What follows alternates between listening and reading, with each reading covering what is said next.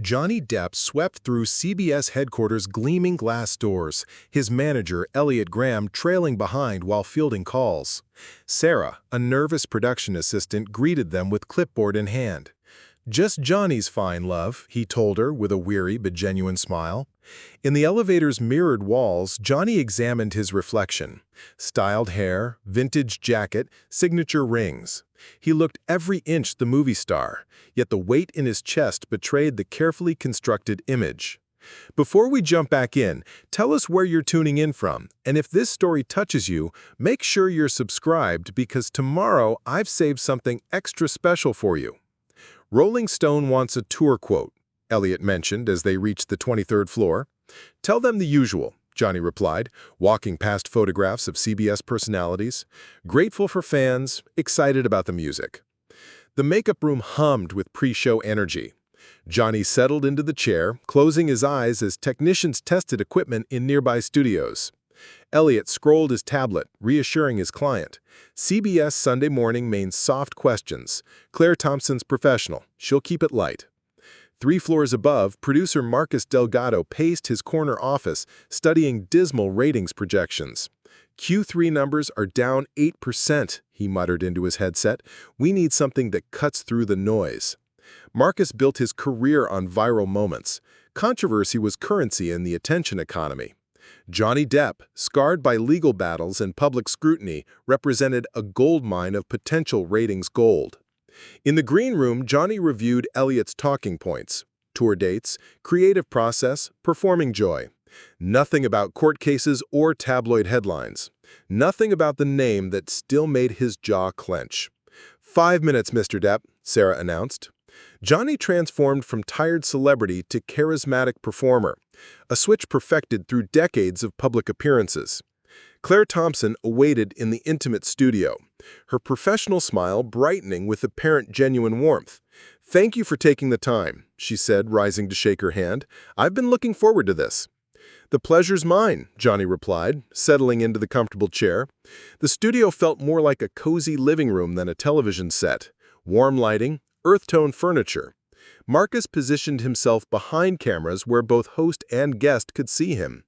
He caught Claire's eye, tapping his watch, a reminder of their earlier conversation about questions not on the official list, questions carrying potential to transform routine promotion into appointment television. "Live in 30 seconds, the floor manager announced. Johnny summoned his practiced charm while Elliot watched with protective intensity, ready to intervene if conversation veered into dangerous territory. As the red light blinked on and Claire's smile widened for cameras, everything appeared perfectly, deceptively calm. "Good morning, I'm Claire Thompson, and this is CBS Sunday Morning. With me today is Johnny Depp, whose European tour has been breaking attendance records." The opening unfolded exactly as Elliot predicted.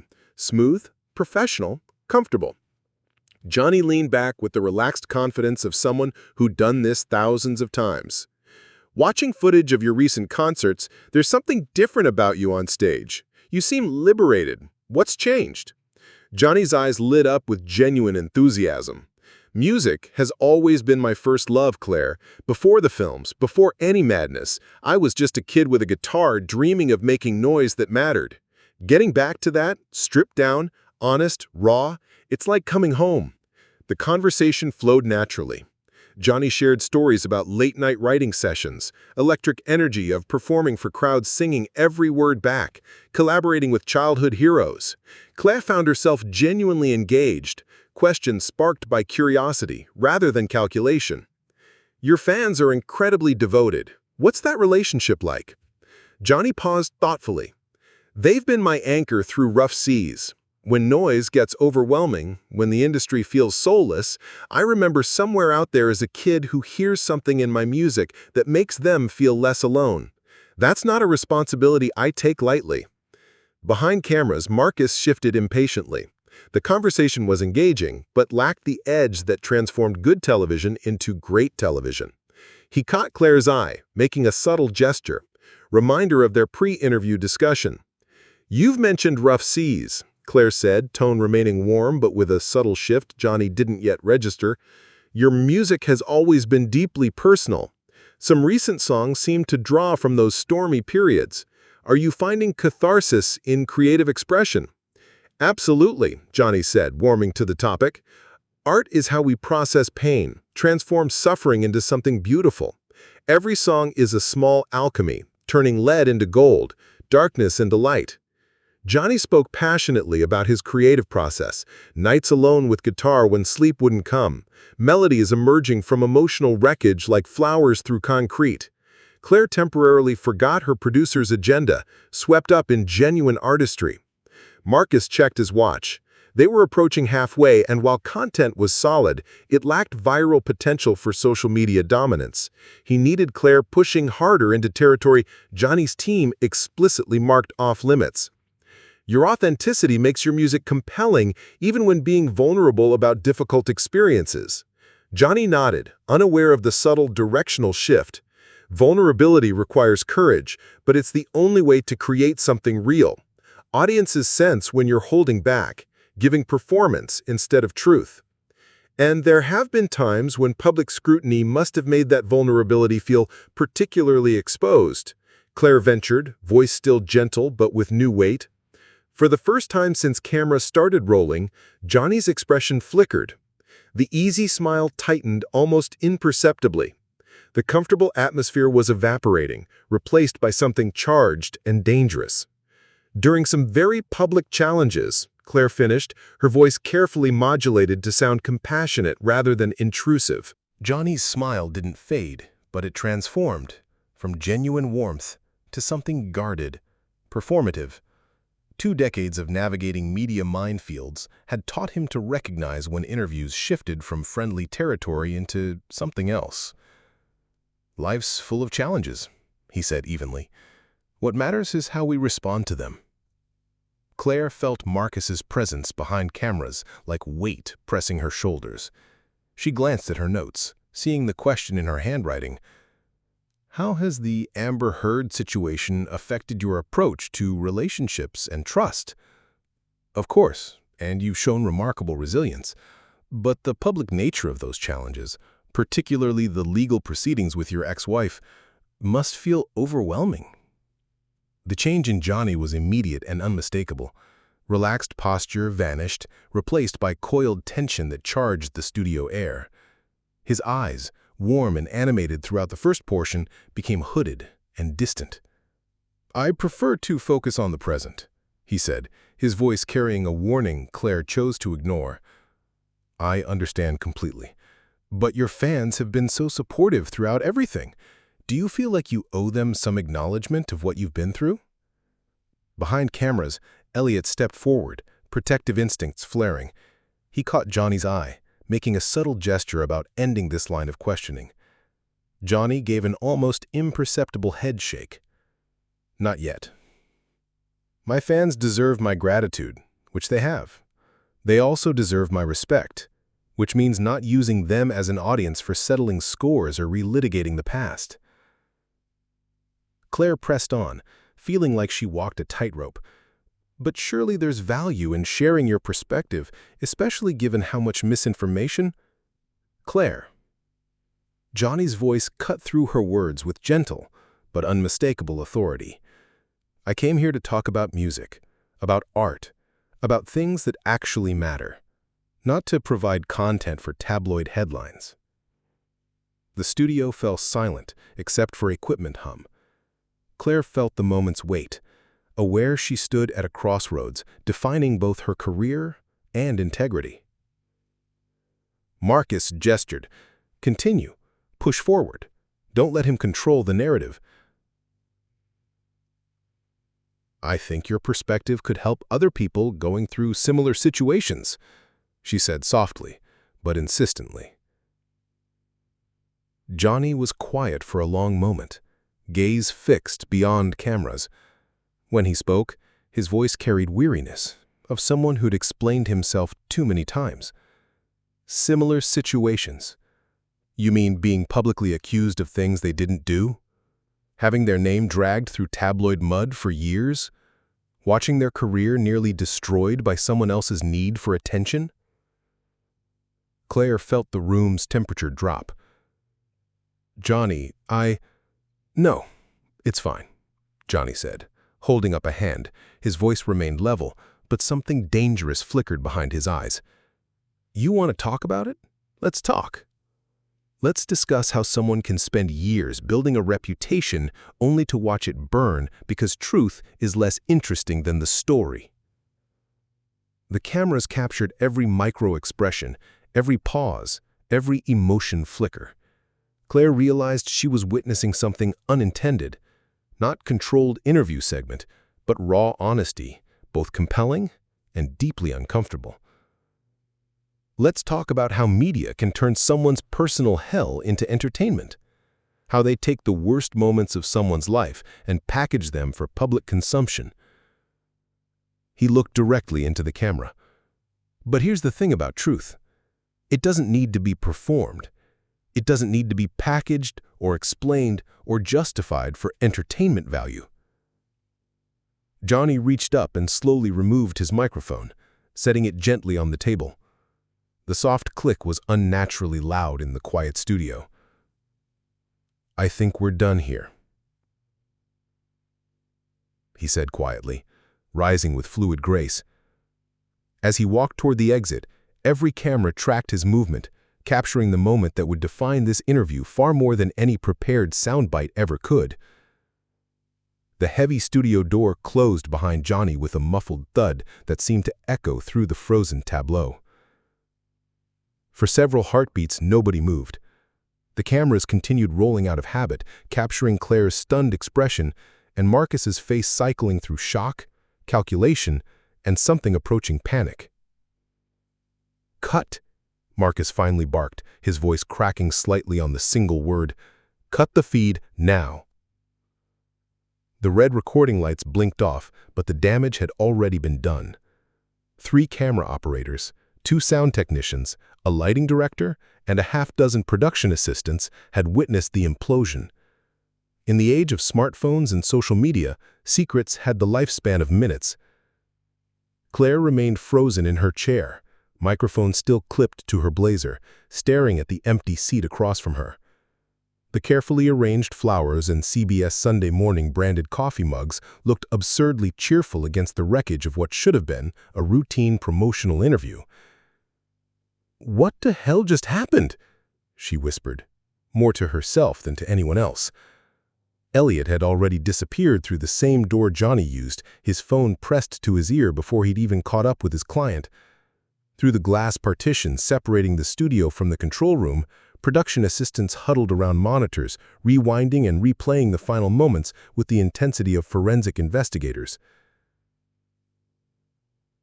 Marcus stormed into the studio, his expensive suit rumpled from nervous energy.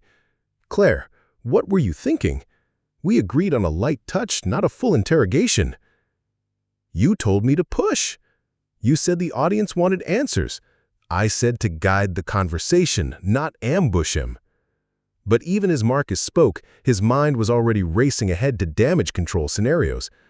The footage was explosive, raw, emotional, deeply human. It was also potentially career-ending for everyone involved.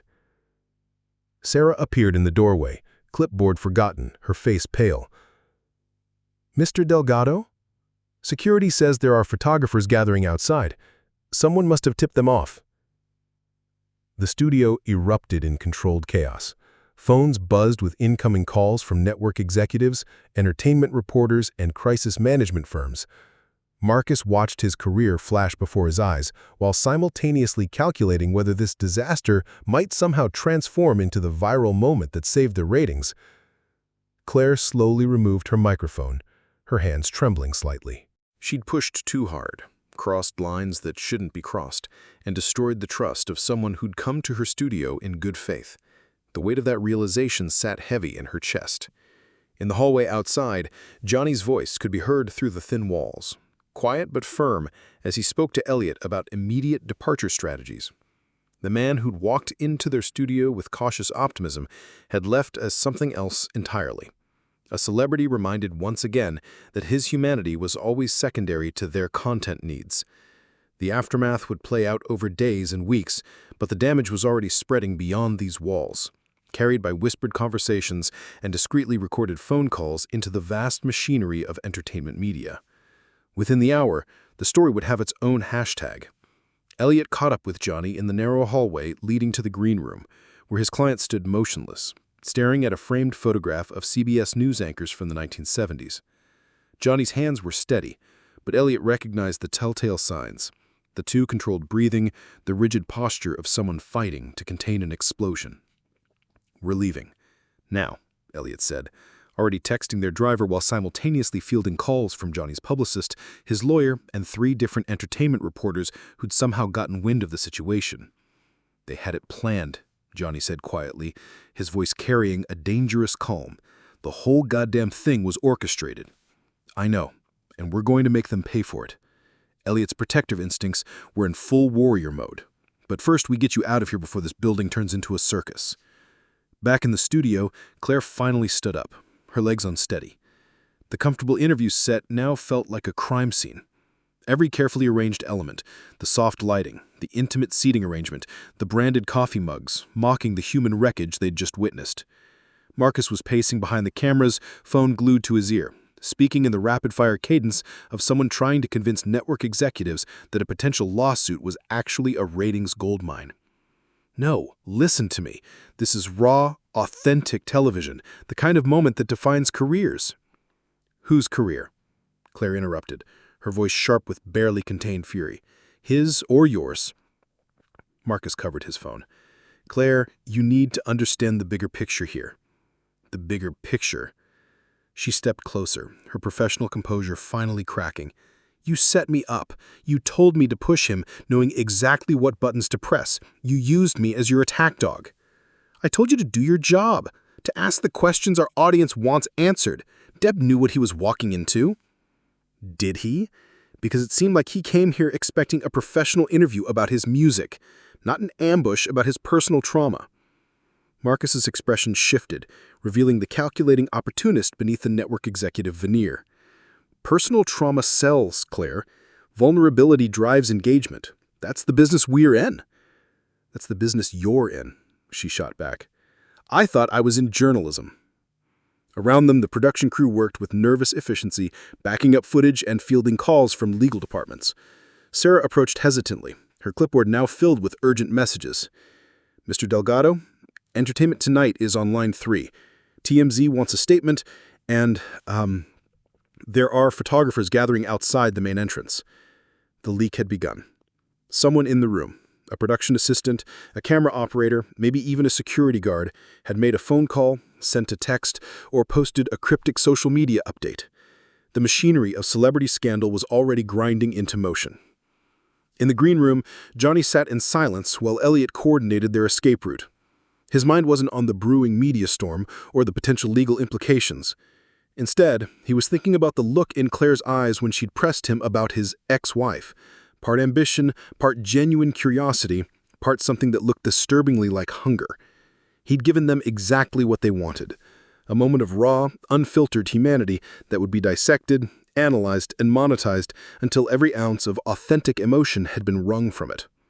The worst part was, he'd seen it coming and walked into it anyway. The entertainment blogosphere collectively cleared their schedules. In his car, speeding away from CBS headquarters, Elliot watched the digital wildfire spread across his phone screen with growing alarm. He'd managed crisis communications for A-list celebrities for 15 years, but the speed and scale of modern social media still caught him off guard sometimes. "How bad?" Johnny asked, without looking up from his own phone, where notifications were pouring in faster than he could dismiss them. "We're at 30,000 mentions in the first hour," Elliot replied grimly. "The video's been viewed 2 million times across platforms." "Sentiment analysis?" 60-40 in your favor, but that's shifting. The narrative's still forming." Elliot's fingers flew across his screen, coordinating responses with Johnny's publicist, legal team, and social media managers. "We need to get ahead of this before—" His phone buzzed with a Google alert. Entertainment Tonight had published an article titled, "Johnny Depp's CBS Meltdown, Exclusive Details." TMZ was promoting an emergency podcast episode. The machinery of celebrity scandal journalism was fully activated. "Before what?" Johnny asked. before her people see this as an opportunity. The comment threads beneath each post revealed the deep polarization that still existed around Johnny's name. Supporters praised his dignity and criticized media intrusion. Detractors questioned his stability and inability to move forward. The same battle lines that had been drawn during the trial were reforming in real time across social platforms. At @LegalEagle_fan. This reaction proves everything we said about his temperament. Can't handle basic accountability. #Depp walks off. At Team Johnny Forever. Accountability? For what? He won the trial. He proved his innocence. Why should he relive trauma for your entertainment? #Depp walks off. The digital storm was only beginning. Within hours, it would have its own Wikipedia page. Rachel Kim was in her Santa Monica office reviewing client portfolios over her third espresso of the morning when her phone exploded with notifications. Her assistant knocked and entered without waiting for permission, their agreed-upon signal for developing situations requiring immediate attention. "You need to see this," Maya said, setting her tablet on Rachel's glass desk. The screen showed Twitter's trending topics, with #DeppsWalksOff sitting at number 2 and climbing. Rachel's eyes lit up with the predatory gleam of a crisis communications expert who just spotted opportunity in someone else's disaster. She'd been hired specifically to rehabilitate Amber Heard's public image after the trial's devastating loss, and Johnny Depp handing her ammunition on a silver platter was an unexpected gift. "How long has this been trending?" she asked, already pulling up the video on her own phone. "About an hour. It's accelerating fast." Rachel watched the shaky clip 3 times, studying Johnny's body language, his tone, the precise moment when his composure cracked. Years of media training had taught her to see past the surface drama to the underlying narrative possibilities. "This is perfect," she murmured, fingers already drafting talking points on her phone. "He's showing exactly the kind of volatility and inability to handle scrutiny that we've been saying all along." Within 20 minutes, Rachel had crafted a statement that would reshape the narrative. She didn't mention Johnny by name, that would seem too obvious, too eager. Instead, she focused on broader themes that any savvy media consumer would connect to the viral moment. Recent events remind us that some individuals, despite legal victories, remain unable to engage with accountability or personal growth. True healing requires facing difficult truths, not running from them. Ms. Heard continues to focus on her own recovery and moving forward. The statement was masterfully crafted, sympathetic enough to generate support, pointed enough to draw clear implications, and vague enough to avoid direct legal challenges.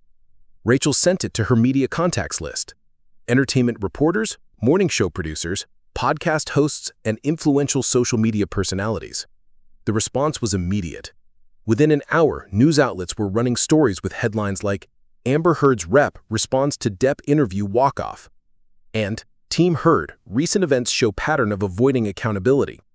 Rachel monitored the coverage from her office, watching as her carefully planted narrative took root across multiple platforms. The story was no longer just about Johnny walking out of an interview.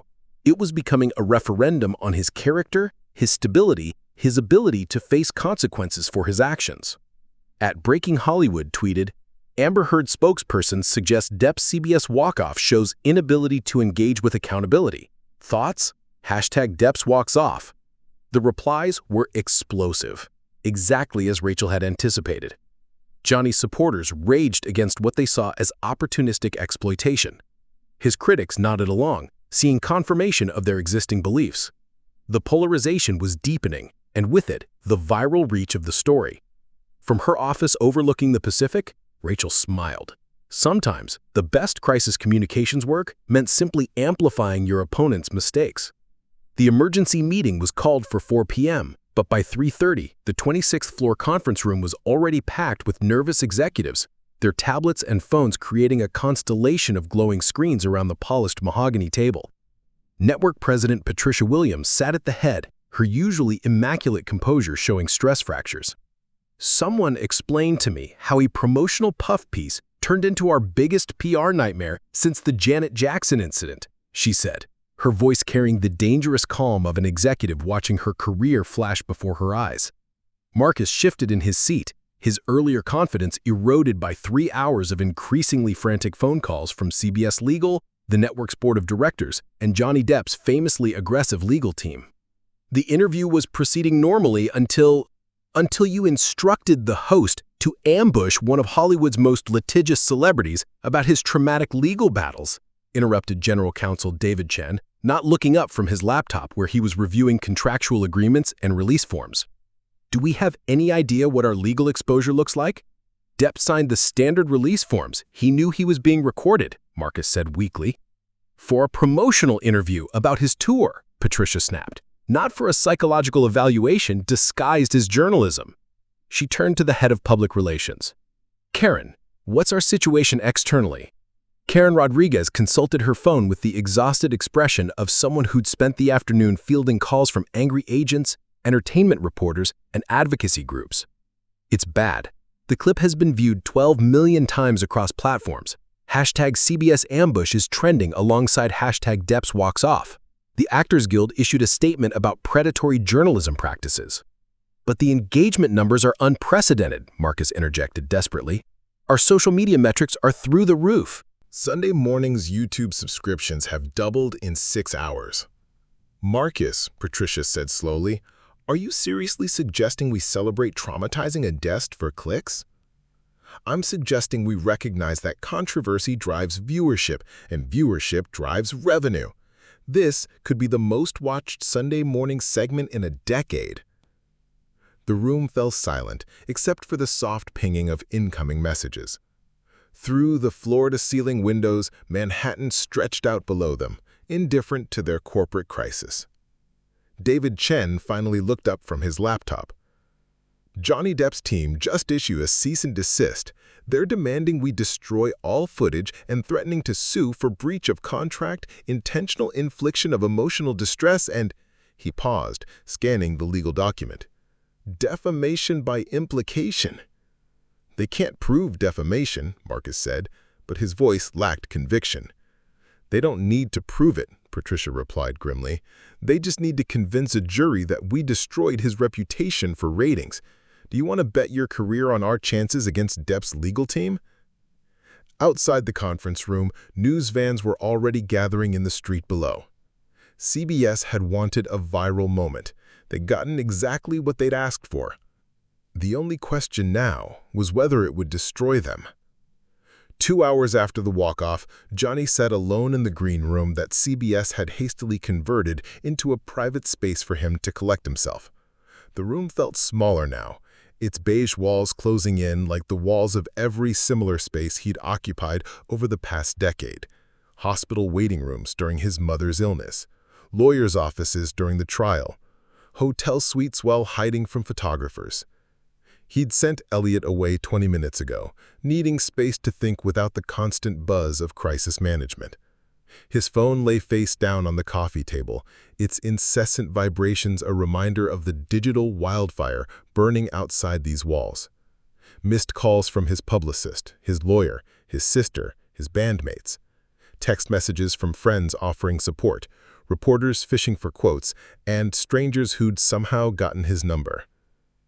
The silence was a luxury he rarely afforded himself anymore. Johnny lit a cigarette despite the no-smoking signs, taking a long drag and exhaling toward the ceiling's fluorescent lights. The nicotine helped calm the tremor in his hands, barely noticeable to anyone else, but he felt it. The same tremor that appeared whenever he was forced to relive the worst period of his life for other people's entertainment. "They don't want the truth," he said aloud to the empty room, his voice barely above a whisper. "They want the spectacle." The truth was complicated, messy, full of gray areas that didn't fit neatly into media narratives. The truth was that he'd loved someone who'd nearly destroyed him, that he'd made mistakes while being systematically lied about, that he'd won in court but lost something essential in the process. The truth was that every interview, every public appearance, every attempt to move forward professionally came with the implicit threat of being dragged backward into that darkness. But spectacle was simple. Spectacle was a man walking out of an interview, a moment of vulnerability packaged for viral consumption. Spectacle was reducing years of pain into a 30-second clip that could be endlessly replayed, analyzed, and monetized. Elliot knocked softly and entered without waiting for permission, a privilege earned through years of friendship that transcended their professional relationship. "The legal team wants to issue a statement," he said carefully, settling into the chair across from Johnny. "Something about respecting boundaries and professional conduct." Johnny took another drag, studying his friend's face. "What do you think?" "I think responding feeds the machine. Every statement becomes a new headline, every headline keeps the story alive." Elliot paused. "But silence can be interpreted as guilt or weakness, and engagement can be interpreted as instability or desperation." Johnny stubbed out his cigarette in an empty coffee cup. "Damned either way." Through the thin walls, they could hear the muffled sounds of CBS staff dealing with their own crisis. Hurried conversations, ringing phones, the mechanical hum of a network trying to contain a story that had already escaped their control. "I'm tired, Elliot," Johnny said finally. "Tired of explaining myself, tired of defending decisions I made in impossible situations, tired of being everyone's psychological case study." "I know. Do I owe them anything? The audience, the fans, the people demanding answers?" Elliot considered the question seriously. "You owe them your art, your honesty in your work, your respect when they support you." He paused. "You don't owe them your trauma." Johnny closed his eyes, feeling the weight of every similar conversation they'd had over the years. Outside, the storm raged on, but in this small room, for this brief moment, there was peace. It wouldn't last long. Claire knocked hesitantly on the green room door. "I wanted to apologize. What happened wasn't journalism." Johnny studied her distressed face. "No, it wasn't. Marcus pushed me, but that's no excuse." "You could tell the truth about the setup," Johnny said quietly. "But you won't, because it would cost your career." Claire's silence confirmed his assessment. Some bridges couldn't be rebuilt with apologies. Up next, we have 2 more incredible stories that are waiting for you. Just click the image you want to watch and it will take you there. If you enjoyed this video, make sure to subscribe. It would mean a lot.